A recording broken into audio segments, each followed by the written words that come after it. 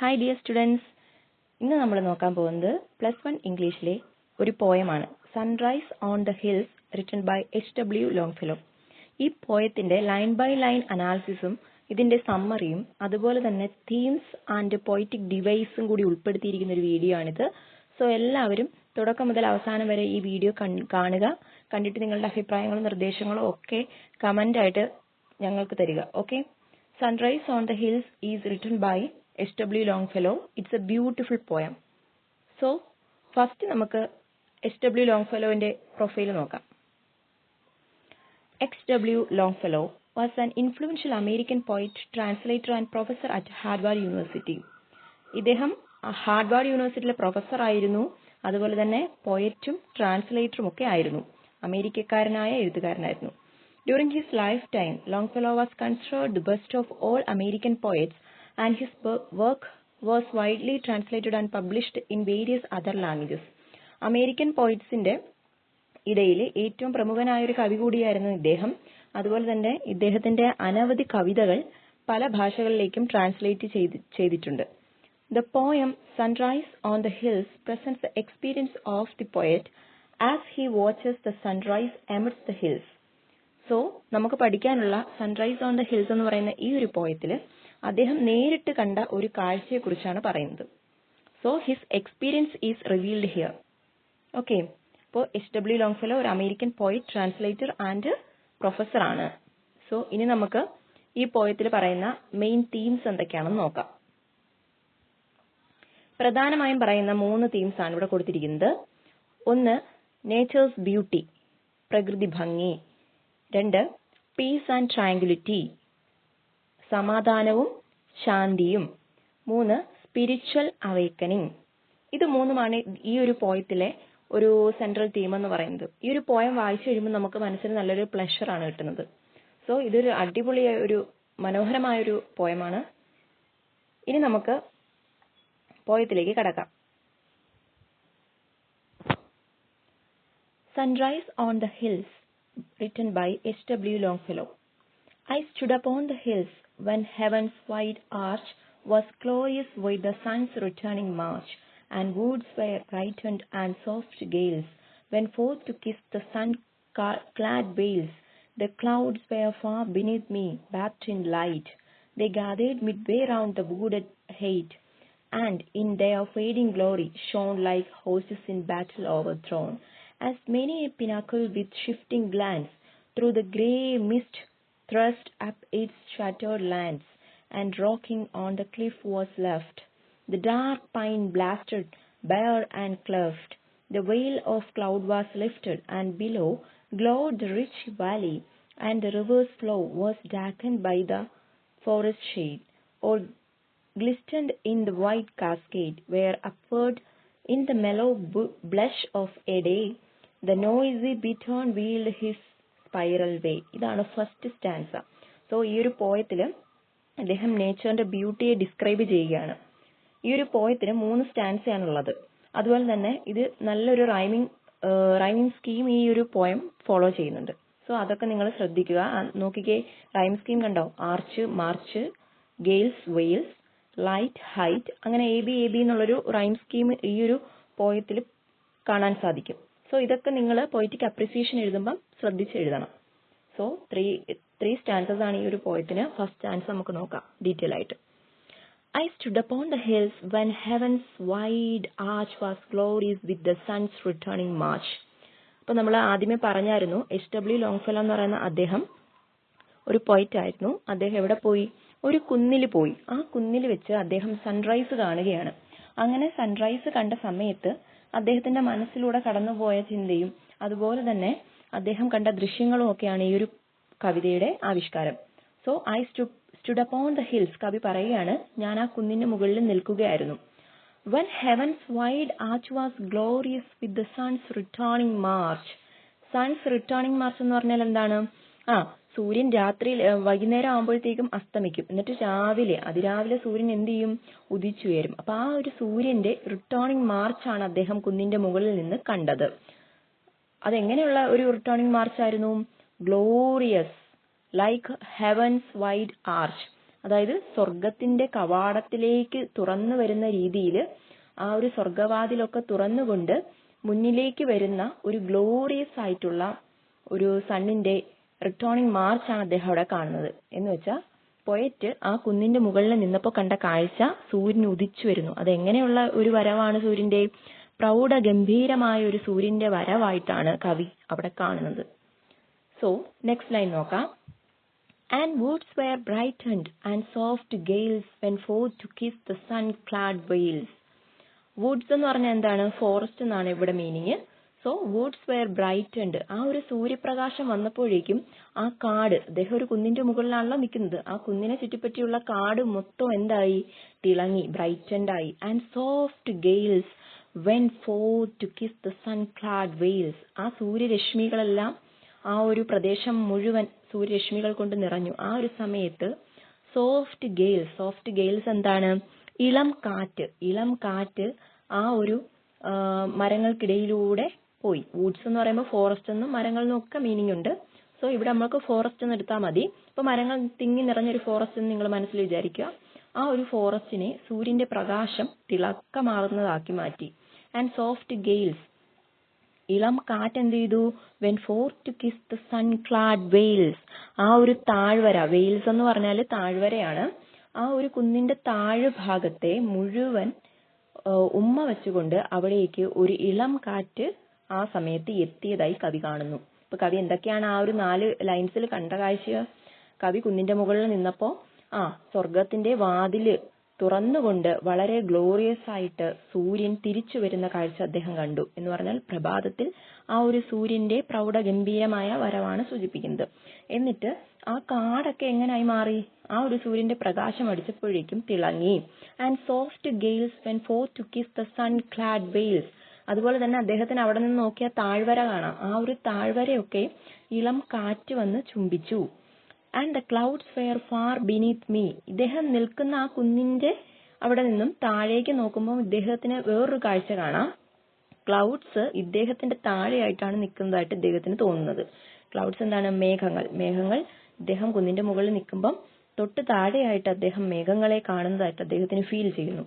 And it is bathed in light. ആ ഒരു സൂര്യപ്രഭയിൽ, ആ ഒരു സൂര്യപ്രകാശത്തിൽ കുളിച്ചു നിൽക്കുന്ന മേഘങ്ങളെയാണ് അദ്ദേഹം കുന്നിന്റെ മുകളിൽ നിന്ന് താഴേക്ക് നോക്കുമ്പം കാണുന്നത്. They gathered midway round the wooded height. ആ ഒരു മേഘങ്ങൾ എങ്ങനെയാണ് നിൽക്കുന്നത്? ആ ഒരു വുഡഡ് ഹൈറ്റ്, അതായത് ഫോറസ്റ്റ് ആയിട്ടുള്ള അല്ലെങ്കിൽ മരങ്ങൾ കൊണ്ട് തിങ്ങി നിറഞ്ഞ ആ കുന്നിനെ ചുറ്റിപ്പറ്റി ആ മേഘങ്ങൾ എന്ത് ചെയ്യുന്നുണ്ട്? അവിടെ എവിടെയായിട്ട് നിൽക്കുന്നു. And in their fading glory shone like horses in battle overthrown. ഇപ്പോ ആ ഒരു മേഘങ്ങളെ കാണുമ്പോൾ അദ്ദേഹത്തിന് എന്താണ് തോന്നുന്നത്? സൂര്യന്റെ പ്രഭ കൊണ്ട് തിളങ്ങി നിൽക്കുന്ന ആ മേഘങ്ങൾ ഇപ്പോൾ പല ഇടങ്ങളിലായിട്ട് ഗാദേർഡ് ചെയ്ത് കിടക്കുന്നതായിട്ട് അദ്ദേഹത്തിന് കാണാൻ സാധിച്ചു. പല ഇടങ്ങളിലും അദ്ദേഹം മേഘത്തിന്റെ കൂട്ടത്തെ കണ്ടു. എന്ന് പറഞ്ഞാൽ ഇവിടെ അദ്ദേഹം ഒരു സിമിലി യൂസ് ചെയ്യുന്നുണ്ട്, അത് നിങ്ങൾ ശ്രദ്ധിക്കുക. ലൈക്ക് ഹോസ്റ്റസ് ഇൻ ബാറ്റിൽ ഓവർത്രോൺ എന്നാണ് അദ്ദേഹം പറയുന്നത്. അപ്പൊ ക്ലൗഡ്സ് എങ്ങനെയാണ് ഉണ്ടാകുന്നതാണ് അദ്ദേഹം പറയുന്നത്? ഈ ബാറ്റില്, യുദ്ധമൊക്കെ കഴിഞ്ഞിട്ട് പരാജയപ്പെട്ട ടീമുകാരെന്ത് ചെയ്യും? പല ഇടങ്ങളിലായിട്ട് മുറിവേറ്റും ഒക്കെ മാറി നിന്നു പോകും. ആ ഒരു സിമിലിയാണ് ഇവിടെ അദ്ദേഹം യൂസ് ചെയ്തിരിക്കുന്നത്. അതായത് യുദ്ധത്തിൽ പരാജയപ്പെട്ട് മാറി ഓടിപ്പോകുന്ന രീതിയിൽ ഒരു മേഘങ്ങളുടെ കൂട്ടം എന്ത് ചെയ്തു? ചിന്നി ചിതറി അവിടെ ഇവിടെ ആയിട്ട് കാണപ്പെടുന്നു. ആ ഒരു കാഴ്ച ഇദ്ദേഹം കാണുന്നുണ്ട്. വളരെ മനോഹരമായ ഒരു കാഴ്ചയാണത്. മേഘങ്ങൾ പല സ്ഥലങ്ങളിലായിട്ട് കാണപ്പെടുന്നു. As many a pinnacle with shifting glance through the grey mist thrust up its shattered lands. അപ്പോൾ അടുത്ത വരിയിൽ പറയുന്നത്, അദ്ദേഹം അവിടെ നിന്ന് നോക്കുമ്പോൾ ഒരു പിനാക്കിൾ കാണുന്നു. പിനാക്കിൾ എന്ന് പറഞ്ഞാൽ കുന്നിന്റെ ഏറ്റവും ടോപ്പ് ഭാഗം, ഈ പർവ്വതത്തിന്റെ ഒക്കെ ഏറ്റവും ടോപ്പ് ഭാഗത്തിനെയാണ് പിനാക്കിൾ എന്ന് പറയുന്നത്. അതായത് ഒരു കൂർത്തുമൂർത്ത ഒരു ഭാഗമാണ് ഈ പിനാക്കിൾ എന്ന് ഉദ്ദേശിക്കുന്നത്. With shifting glance through the grey mist. അവിടെ എന്തുണ്ട്? നല്ല മൂടൽമഞ്ഞുണ്ട്. ആ മൂടൽമഞ്ഞിന്റെ നിറം എന്താണ്? ഗ്രേ കളറാണ്. ഗ്രേ കളർ മൂടൽമഞ്ഞുണ്ട്. Thrust up it shattered lands and rocking on the cliff was left the dark pine blasted bare and cleft. അപ്പൊ അദ്ദേഹം അവിടെ നിന്ന് കാണുമ്പോൾ ഒരു പർവ്വതത്തിന്റെ മുകൾ ഭാഗം കാണുന്നുണ്ട്. അതെങ്ങനെയാണ്? കുറച്ചു കഴിഞ്ഞാൽ അവിടെ ഉണ്ടായിരുന്ന ഗ്രേ നിറത്തിലുള്ള മഞ്ഞൊക്കെ മാറിപ്പോയതിനു ശേഷം അദ്ദേഹം ഒരു മലയുടെ ഏറ്റവും കൂർത്തുമൂർത്ത ഭാഗം, അതാണ് ക്ലിഫ് എന്ന് പറയുന്നത്, ആ ഒരു ഭാഗം അദ്ദേഹം അവിടെ കാണുന്നു. അതെന്തായിരുന്നു?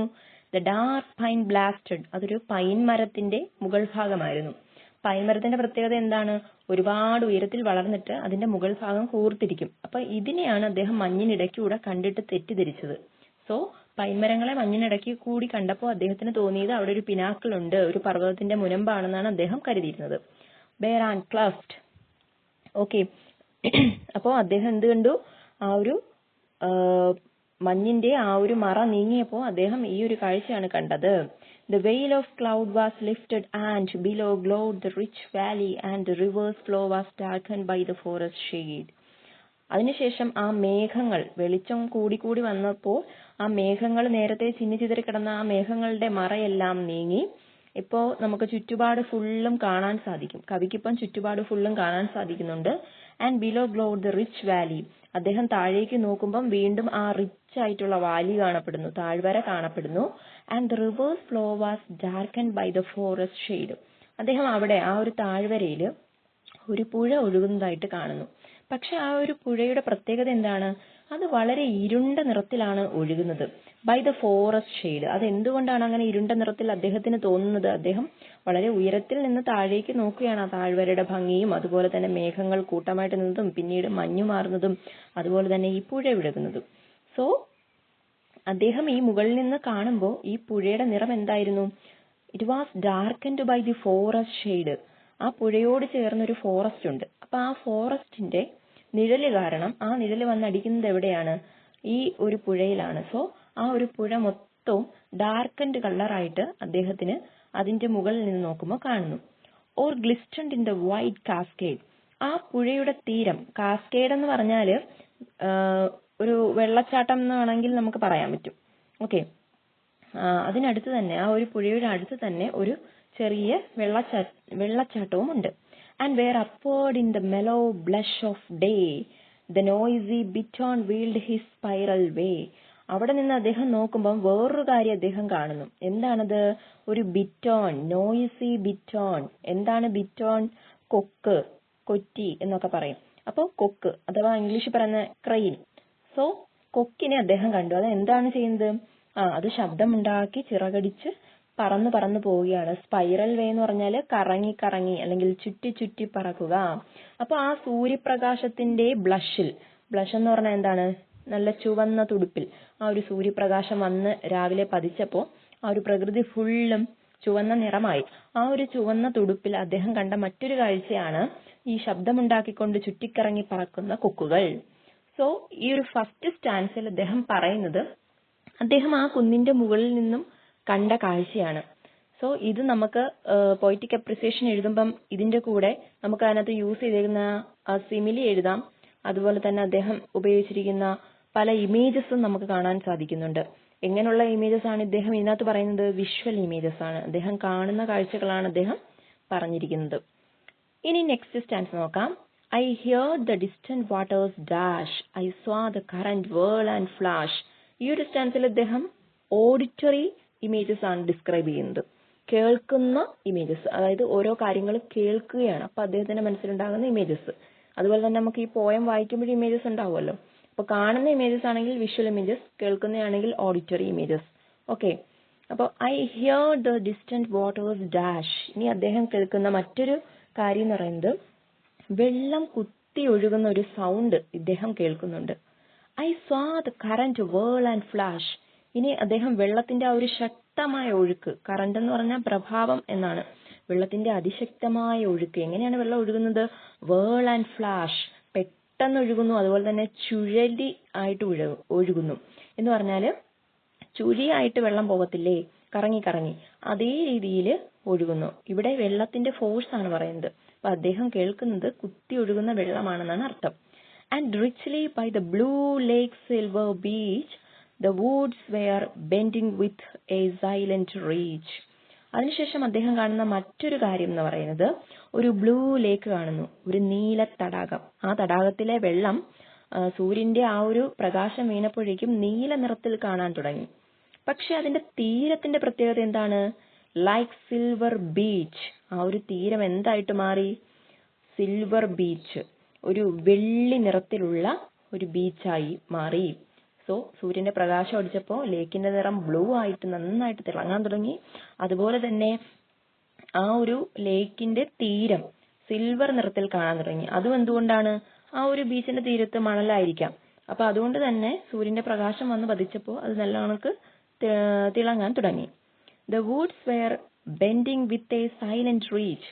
ആ ലേക്ക് നിൽക്കുന്ന ഭാഗത്തേക്ക് ഈ കുന്നിൻ ചെരുവിലുള്ള മരങ്ങളൊക്കെ തന്നെ ബെൻഡ് ചെയ്യാൻ തുടങ്ങി. ബെൻഡ് ചെയ്യുക എന്ന് പറഞ്ഞാൽ എന്താണ്? വളയുക. അപ്പോൾ ആ ഒരു വുഡ്സിന്റെ തീരത്തുള്ള എല്ലാ മരങ്ങളും എങ്ങോട്ടേക്ക് വളഞ്ഞു നിൽക്കാൻ തുടങ്ങി? ഈ ലേക്കിന്റെ അടുത്തേക്ക് വളഞ്ഞു നിൽക്കാനും തുടങ്ങി. എന്ന് പറഞ്ഞാൽ എന്താണ്? മരങ്ങളെല്ലാം വളഞ്ഞാണ് അവിടെ നിൽക്കുന്നത്. അതിന്റെ പ്രധാന കാരണം എന്താണ്? വെള്ളം ഉള്ളിടത്തോട്ട് അല്ലെങ്കിൽ പ്രകാശം ഉള്ളിടത്തോട്ടാണ് സസ്യങ്ങൾ വളരുന്നത്. സോ ഇവിടെ വെള്ളം, ബ്ലൂ ലേക്കിലെ വെള്ളമാണ്. അപ്പൊ അവിടേക്ക് ഈ സസ്യങ്ങളൊക്കെ, ഈ മരങ്ങളൊക്കെ ചരിഞ്ഞ് അല്ലെങ്കിൽ വളഞ്ഞ് വളരാൻ തുടങ്ങി. Then over the vale with gentle swell the music of the village bell. അവിടെ നിന്ന് അദ്ദേഹം വേറൊരു കാര്യം കേൾക്കുകയാണ്. അദ്ദേഹം നിൽക്കുന്ന കുന്നിന്റെ താഴെ ഒരു വെയിലാണ്. വെയിൽ എന്താ? ഒരു വാലി, ഒരു താഴ്വരയുണ്ട്. And with gentle swell the music of the village bell. അദ്ദേഹം അവിടെ നിന്ന് ഒരു നല്ലൊരു മ്യൂസിക് കേൾക്കുകയാണ്. എന്താണ് ആ മ്യൂസിക്? ആ ഒരു താഴ്വരയിൽ ഉള്ള ഒരു ഗ്രാമത്തിൽ നിന്നും മുഴങ്ങിക്കേൾക്കുന്ന ഒരു മണിനാദം, ഒരു ബെല്ല് അദ്ദേഹം ഒരു മ്യൂസിക് ആയിട്ട് അവിടെ കേൾക്കുന്നു. Came sweetly to the echo giving hills. നമുക്കറിയാം, ഈ കുന്നിന്റെ മുകളിലൊക്കെ പോയി നിൽക്കുമ്പം നമ്മൾ എന്ത് പറഞ്ഞാലും മറ്റൊരു കുന്നിലേക്ക് ആ ഒരു വോയിസ് ചെന്നിട്ട് എന്ത് ചെയ്യും? അത് ഇങ്ങോട്ടേക്ക് തിരിച്ചു വരും. അതായത് പ്രതിധ്വനി കേൾക്കുക എന്നൊക്കെ നിങ്ങൾ കേട്ടിട്ടില്ലേ? സോ എക്കോ അവിടെ കേൾക്കുന്നുണ്ട്. അപ്പോ അദ്ദേഹം അവിടെ നിൽക്കുമ്പം കേട്ട കാര്യം എന്താണ്? ഒരു ഗ്രാമത്തിലെ മണിനാദം മുഴങ്ങുന്നത് അദ്ദേഹം കേട്ടു. അതെങ്ങനെയായിട്ടാണ് അദ്ദേഹത്തിന് തോന്നുന്നത്? നല്ല മ്യൂസിക് ആയിട്ടാണ് തോന്നുന്നത്. Came sweetly to the echo giving hills. ആ കുന്നിനെ എക്കോ കൊള്ളിച്ചുകൊണ്ട്, പ്രതിധ്വനിച്ചുകൊണ്ട് വളരെ മനോഹരമായ സ്വീറ്റ് ആയൊരു മ്യൂസിക്കാണ് അദ്ദേഹം കേൾക്കുന്നത്. ആ മ്യൂസിക് വരുന്നത് എവിടെ നിന്നാണ്? ഗ്രാമത്തിൽ നിന്ന്. And the wild horn whose voice the woodland fills was ringing to the merry shout. അപ്പോൾ ഇതെല്ലാം പ്രഭാതത്തിലാണ് നടക്കുന്നതെന്ന് നിങ്ങൾ ഓർത്തിരിക്കുക. അതുപോലെ തന്നെ ഇവിടെ ഒരു വൈൽഡ് ഹോൺ എന്ന് പറഞ്ഞിട്ടുണ്ട്. വൈൽഡ് ഹോൺ എന്ന് പറഞ്ഞാൽ ഔളാണ്, മൂങ്ങ. So and the wild horn whose voice the woodland fills was ringing to the merry shout. Merry എന്ന് പറഞ്ഞാൽ ഹാപ്പി. ഓക്കെ, അപ്പോൾ ഇവിടെ ഒരു മൂങ്ങ എന്ത് ചെയ്യുന്നുണ്ട്? അതിന്റെ വോയിസ് ഇങ്ങനെ ഈ ഒരു പ്രകൃതിയിൽ മുഴങ്ങി കേൾപ്പിക്കുന്നുണ്ട്. ആ ഒരു മൂങ്ങയുടെ ആ ഒരു സന്തോഷമാണ് അവിടെ കാണുന്നത്. സോ ഓക്കെ, അപ്പോൾ രാത്രി മുഴുവൻ എന്ത് ചെയ്യും? മൂങ്ങ രാത്രി മുഴുവൻ ബിസിയാണെന്ന് നമുക്കറിയാലോ. അപ്പൊ പകല് അതിന് സൂര്യൻ വരുമ്പോൾ അതിന് ഉള്ള സന്തോഷം എന്തായിരിക്കും? കിടന്നുറങ്ങാൻ അല്ലേ? അപ്പൊ അതുകൊണ്ട് തന്നെ ഈ ഒരു വൈൽഡ് ഹോണിന് അഥവാ ഔളിന് വളരെയധികം മെറിയായി എന്ന് പറഞ്ഞാൽ എന്താണ്? ഹാപ്പിയായി, ടു സ്ലീപ്പ്. ഓക്കെ, സോ രാവിലെ പ്രഭാതത്തില് സൂര്യന്റെ ആ ഒരു വരവിൽ ഏറ്റവും കൂടുതൽ സന്തോഷിച്ച ഒരാളും കൂടിയാണ് ഈ മൂങ്ങ എന്ന് കവിക്ക് തോന്നി. That faint and far the glen sent out were answering to the sudden short thin smoke though thick-leaved branches from the dingle brook. കുറേ നേരം കഴിഞ്ഞപ്പോഴേക്കും അദ്ദേഹം അവിടെ നിന്നിട്ട് നോക്കിയപ്പോൾ ഒരു കാഴ്ച കണ്ടു. എന്താണ് ആ കാഴ്ച എന്ന് ചോദിച്ചാല്, അദ്ദേഹം കണ്ട കാഴ്ച എന്ന് പറഞ്ഞാല് they are answering the sudden short thin smoke through thick-leaved branches. അദ്ദേഹം നിൽക്കുന്ന കുന്നിന്റെ താഴെ ഒരുപാട് മരങ്ങളുണ്ട്. ആ മരങ്ങളിലെല്ലാം തിങ്ങി നിറഞ്ഞു നിൽക്കുന്ന ഇലകൾ കൊണ്ട് നിറഞ്ഞതാണ്. അപ്പൊ അവിടെയൊക്കെ സൂര്യപ്രകാശം അടിക്കുമ്പോൾ ആ ഒരു ഗ്ലെൻ, ആ ഒരു ഷൈനസ് അതിങ്ങനെ സ്പ്രെഡ് ആവുന്നുണ്ട് ആ ഒരു ഫോറസ്റ്റ് മുഴുവൻ. And there is a smoke. എന്താണ്? സ്മോക്ക് വരുന്നുണ്ട്. എവിടെ നിന്നാണ് ആ സ്മോക്ക് വരുന്നത്? ഫ്രം ദി ഡിങ്കിൾ ബ്രോക്ക്. എന്താണ് ഡിങ്കിൾ ബ്രോക്ക് എന്ന് പറഞ്ഞാല്? ആ ഒരു ഗ്രാമത്തിലെ ചെറിയ ചെറിയ വീടുകളിൽ നിന്നൊക്കെ എന്ത് വരുന്നുണ്ട്? അവരുടെ ആ ഒരു അടുപ്പിൽ നിന്നൊക്കെയുള്ള പുകയും മറ്റും ആ ഒരു പുകപടലങ്ങളൊക്കെ ഈ കാട്ടിന് മുകളിലൂടെ വരുന്ന ഒരു കാഴ്ച അതിമനോഹരമായിട്ടാണ് ഇദ്ദേഹത്തിന് തോന്നുന്നത്.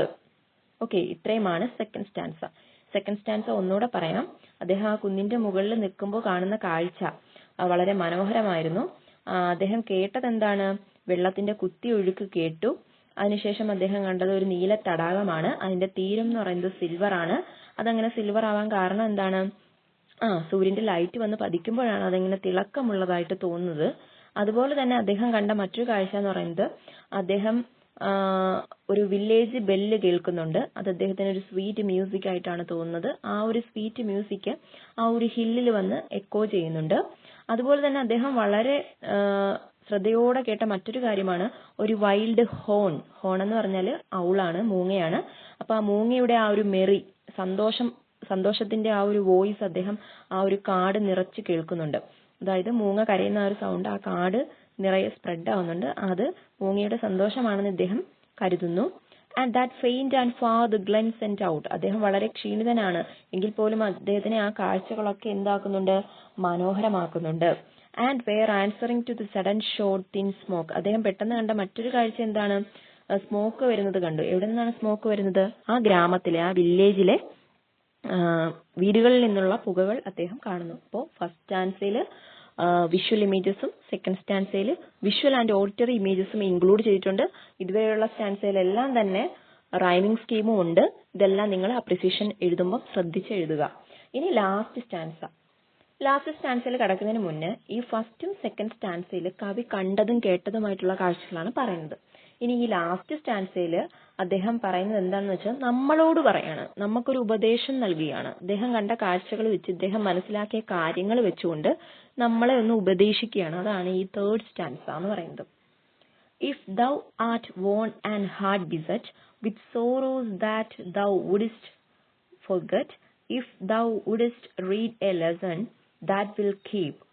So ഇവിടെ കുറച്ച് ഓൾഡ് ഇംഗ്ലീഷ് ഇദ്ദേഹം ഉപയോഗിക്കുന്നുണ്ട്. ദൗ എന്ന് പറയുന്ന വേർഡിന്റെ മീനിങ് യുവർ എന്നാണ്. ആർട്ട് എന്നതിന്റെ മീനിങ് ആർ എന്നാണ്. ആർട്ട് ART അല്ലേ, അത് ARER ആണ്. പിന്നെ ഏറ്റവും ലാസ്റ്റ് പിന്നൊന്നുമില്ല, ദൗ മാത്രമേ ഉള്ളൂ. ദൗ നിങ്ങൾ ശ്രദ്ധിച്ച് എഴുതി വെക്കുക. ദൗവിന്റെ മീനിങ് എന്താണ്? യുവർ എന്നാണ് മീനിങ്. അപ്പൊ അദ്ദേഹം പറയാണ്, if thou art worn and hard beset. ആ ഒരു വരിയുടെ റിയൽ ആയിട്ടുള്ള മീനിങ് എങ്ങനെയാണ്? If you are worn and hard beset. നിങ്ങൾക്ക് ജീവിതത്തിൽ പലതരം പ്രശ്നങ്ങൾ കാണും. ഹാഡ് ബിസെറ്റ് എന്ന് പറഞ്ഞാൽ ഹാർഡ് സിറ്റുവേഷൻസ്.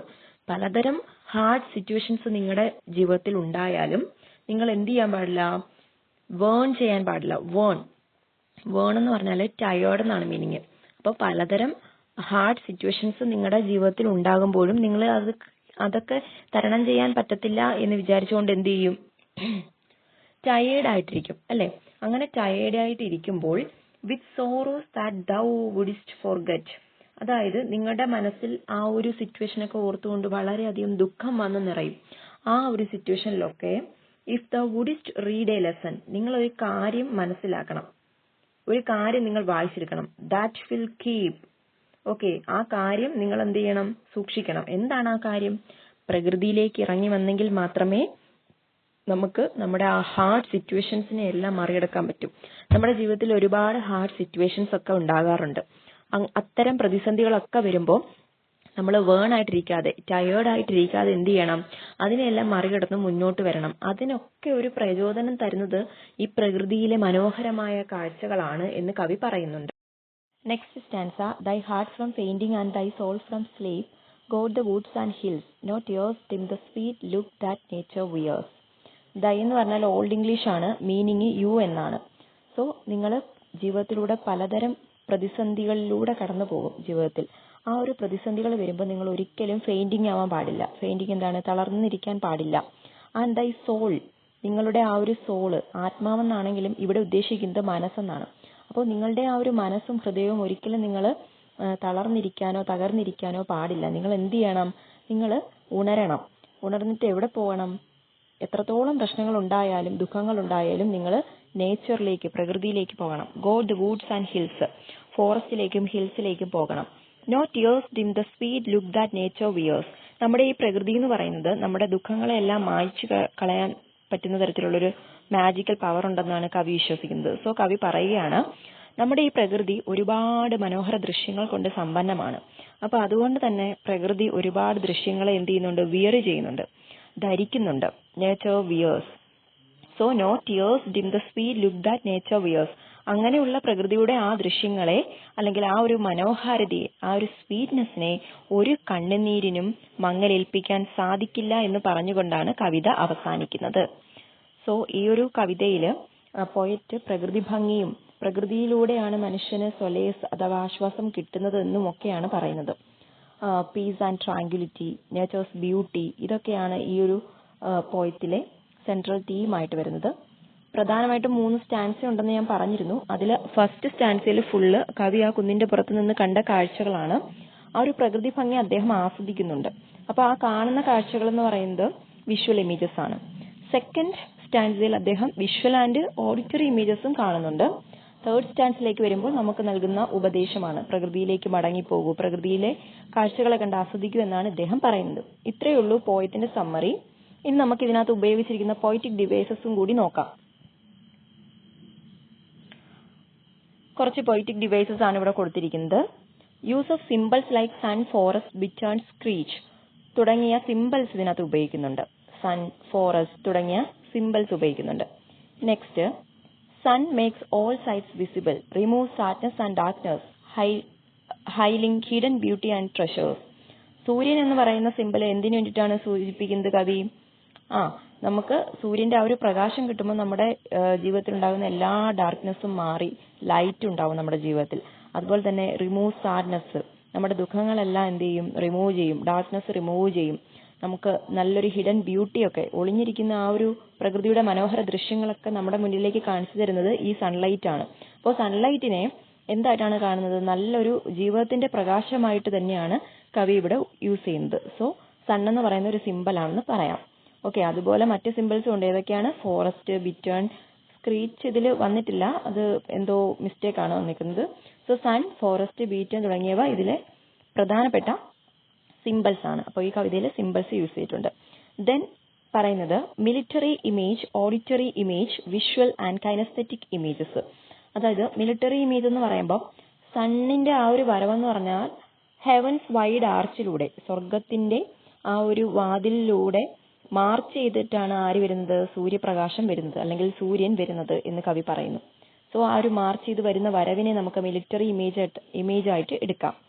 അതുപോലെ തന്നെ ഹെവൻസ് വൈഡ് ആർച്ച് എന്ന് പറയുന്നത് ഒരു മെറ്റഫർ ആണ്. മെറ്റഫർ ഫോർ ഹൊറിസോൺ, ആകാശത്തിന്റെ അങ്ങേ അറ്റത്തിനെയാണ് നമ്മൾ ചക്രവാളം അല്ലെങ്കിൽ ഹൊറിസോൺ എന്നൊക്കെ പറയുന്നത്. അപ്പൊ അതിനെ സൂചിപ്പിക്കാൻ വേണ്ടിയിട്ട് കവി ഇവിടെ ഉപയോഗിച്ചിരിക്കുന്ന ഒരു മെറ്റഫർ ആണ് ഹെവൻസ് വൈഡ് ആർച്ച്, സ്വർഗത്തിന്റെ വിശാലമായ ഒരു ആർച്ച്. അതിലൂടെയാണ് സൺ എന്ത് ചെയ്യുന്നത്? തന്റെ റിട്ടേണിംഗ് മാർച്ച് രാവിലെ നടത്തുന്നത്. നെക്സ്റ്റ്, സൺസ് റിട്ടേണിംഗ് മാർച്ച്, അതൊരു മിലിറ്ററി ഇമേജ് ആണെന്ന് നേരത്തെ പറഞ്ഞിട്ടുണ്ടായിരുന്നു. Next, the clouds shone like horses in battle overthrown, അതൊരു സിമിലിയാണ്. ആ ഒരു ലൈൻ വായിക്കുമ്പോൾ തന്നെ നമുക്കറിയാം മേഘങ്ങൾ എങ്ങനെയാണ് യുദ്ധത്തിൽ നിന്നും പരാജയപ്പെട്ട് തിരിച്ചു ഓടി വരുന്ന അല്ലെങ്കിൽ യുദ്ധത്തിൽ മുറിവേറ്റ് ചിന്നി ചിതറി കിടക്കുന്ന പരാജിതരായ കുറെ ആൾക്കാർ അവിടെ ഇവിടെയായിട്ട് കൂട്ടമായിട്ട് കാണും. അതുപോലെയാണ് കവിക്ക് കുന്നിന്റെ മുകളിൽ നിന്ന് താഴേക്ക് നോക്കിയപ്പോൾ മേഘങ്ങളെ തോന്നിയത്. അപ്പൊ ആ മേഘങ്ങളെ എന്തുമായിട്ടാണ് ഇവിടെ പറഞ്ഞിരിക്കുന്നത്? യുദ്ധത്തിൽ നിന്നും പരാജിതരായിട്ട് പോയിട്ടുള്ള ആ ഒരു ഫൈറ്റേഴ്സിനെ കുറിച്ചിട്ടാണ് ഇവിടെ പറഞ്ഞിരിക്കുന്നത്. അപ്പൊ ഇവിടെ യൂസ് ചെയ്തിരിക്കുന്നത് സിമിലിയാണ്. ആ ഒരു ലൈൻ നിങ്ങൾ വായിച്ചു നോക്കിയാൽ തന്നെ അറിയാം, അതിൽ ലൈക്ക് എന്ന് സൂചിപ്പിച്ചിട്ടുണ്ട്. അപ്പോൾ നിങ്ങൾ വായിക്കുന്ന ലൈൻസിനകത്തൊക്കെ ലൈക്ക് അല്ലെങ്കിൽ അസ്, AS എന്നാണ്, അസ് വന്നിട്ടുണ്ടെങ്കിൽ അത് സിമിലിയാണ്.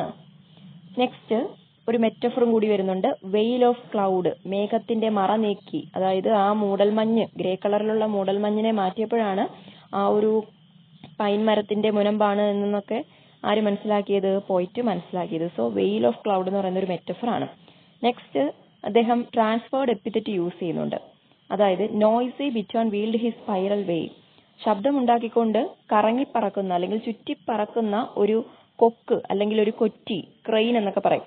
അപ്പോൾ അതിന്റെ ആ ഒരു ചിറകടി ശബ്ദത്തിലൂടെ അതിങ്ങനെ പറന്നു പോകുന്നത് ട്രാൻസ്ഫേർഡ് എപ്പിത്തറ്റ് എന്ന് പറയുന്ന ഒരു പോയറ്റിക് ഡിവൈസ് ആണ്. ഇതെന്താണെന്ന് മാത്രം നിങ്ങൾ പഠിച്ചു വെച്ചിരുന്നാൽ മതി. ഏത് ലൈനിലാണ് ഇത് പറയുന്നതെന്ന് മാത്രം അറിഞ്ഞിരുന്നാൽ മതി. Soft gales went forth to kiss the sun clad vales, kinaesthetic plus tactile images. ഇനി അടുത്തത് കൈനസ്തെറ്റിക് പ്ലസ് ടാക്ടി ഇമേജസ് ആണ്. എന്താണ് ടാക്ടി ഇമേജസ് എന്ന് പറഞ്ഞാൽ? ടച്ചിലൂടെ കിട്ടുന്നത്. ഇവിടെ ഇളം കാറ്റ് വന്നിട്ട് സൂര്യരശ്മികളെ എന്ത് ചെയ്യുന്നു? ഉമ്മ വെക്കുന്നു. ആ താഴ്വരയെ മൊത്തത്തിൽ എന്ത് ചെയ്യുന്നു? സൂര്യരശ്മി പതിക്കുന്നു. ഇതൊക്കെ കൈനസ്തെറ്റിക്, അതായത് ബോഡ്ലി മൂവ്മെന്റിനെയാണ് കൈനസ്തെറ്റിക് എന്ന് പറയുന്നത്. അത്തരത്തിലുള്ള ഒരു ഇമേജ് ആണ് ഈ soft gales went forth to kiss the sun clad vales എന്നതിലൂടെ ഉദ്ദേശിക്കുന്നത്. നെക്സ്റ്റ് പോയിന്റ് ഉപയോഗിക്കുന്നത് പാരഡോക്സ് ആണ്. എന്താണ് ആ പാരഡോക്സ് എന്ന് പറയുന്നത്? Nature as a solace, nature at war, പ്രകൃതി യുദ്ധത്തിന് പോകുന്ന ഒരു കാഴ്ച നമ്മൾ ഈ ഒരു പോയത്തിലൂടെ മനസ്സിലാക്കുന്നുണ്ട്. അതായത് ക്ലൗഡിന്റെ കാര്യം പറയുമ്പോൾ, അതുപോലെ തന്നെ നേച്ചർ ആസ് എ സൊളൈസ്, പ്രകൃതി നമുക്ക് എന്താണ്, എല്ലാ തരത്തിലും പ്രകൃതി നമുക്ക് ആശ്വാസമാണ് നൽകുന്നത്. ജീവിതത്തിലുണ്ടാകുന്ന എല്ലാ പ്രശ്നങ്ങളെയും മറക്കാനായിട്ട് പ്രകൃതി നമ്മളെ സഹായിക്കുന്നു.